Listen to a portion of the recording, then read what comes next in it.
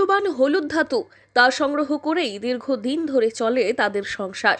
অবিশ্বাস্য মনে হলেও বছরের পর বছর ধরে তারা নর্দমার আবর্জনার মধ্যেই খুঁজে পান নিজেদের রুজির পথ। सोना बार करता है। कौन सा किधर से माटी मिलता है आपको? ये सोनार का दुकान है, इसका ड्रेन का माटी उठाता है, उसको धोता है, उसके बाद में सोना रूपा देखा जाता है। मिलता है क्या? हाँ मिलता है थोड़ा बहुत। कितना माटी उठाना पड़ता है आपको? बहुत माटी उठाता है, बेसी जितना अपना शक्ति रहता है उतना तक उठाता है। सुबह से शाम तक करता है। ये माटी उठाता है? हाँ खाली माटी उठाता है, झाड़ू देता है, गली गली जितना सोनार दुकान है ना उतना सफाई करता है हम लोग। लाका बेटी है क्या? बेटी है, बेटा है। पढ़ाशुना करते हैं वो लोग? हाँ पढ़ाई सुना करते हैं। एक 11 साल का है, एक 9 साल का उसके है। लिए ही काम है क्या? हाँ उसके लिए पढ़ाई के लिए? अब बाल बच्चे के लिए कमाएगा, नहीं तो किसके लिए कमाएगा। अब बचपन से ही यही काम करता है, इसके दूसरा काम नहीं करता है, यही काम हमारा डेली है।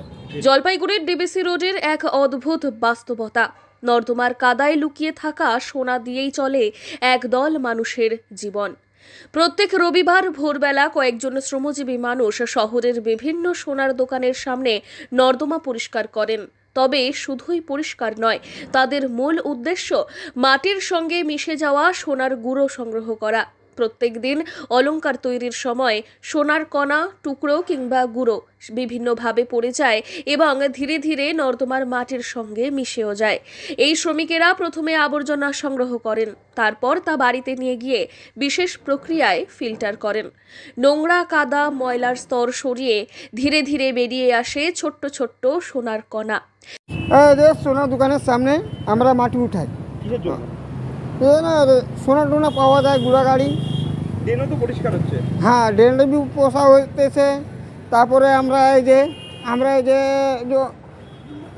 ছিল ফেলে না, ও ছিল গুড়া গাড়ি কাগজ পঙ্গাত ফেলে দেয়, তো ওখানে পাওয়া যায় অল্প স্বল্প। এটা থেকে সোনা পাওয়া যায়? হ্যাঁ পাওয়া যায় সোনা? হ্যাঁ সোনা পাওয়া যায়, রূপা বি পাওয়া যায়। আমরা ধুই মাটি। এই মাটিটা কত হ্যাঁ। দিন করতেছেন এই কাজ? আমরা তো ছোটো দিকে করতেছি, আমি 5 বছর দিকে কাজ করতেছি। এখন বয়স কত আপনার? আমার 40 পার হইতেছে। সেই সোনা গলিয়ে আবার নতুন করে বিক্রি করা হয়। এভাবেই তারা জীবিকা নির্বাহ করেন। স্থানীয় সোনার ব্যবসায়ীরা এই বিষয়ে অবগত। কেউ কেউ এই পুনর্ব্যবহৃত সোনা কিনেও নেন, যদিও খুবই কম দামে। কিন্তু এই সংগ্রাহকদের জীবনযাপন কঠিন। নোংরা নর্দমায় নেমে কাজ করা যেমন শারীরিকভাবে কষ্টদায়ক, তেমন স্বাস্থ্য ঝুঁকিপূর্ণও বটে। তবুও তারা হাল ছাড়েন না। সভ্যতার আড়ালে লুকিয়ে থাকা এই জীবন সংগ্রাম শুধু জলপাইগুড়িরই নয়, ভারতের আরও কিছু জায়গায়ও দেখা যায়। শহরের আলোকিত সোনার দোকানের পেছনে লুকিয়ে থাকা এই অন্ধকার বাস্তবতার কথা খুব কম মানুষই হয়তো জানেন।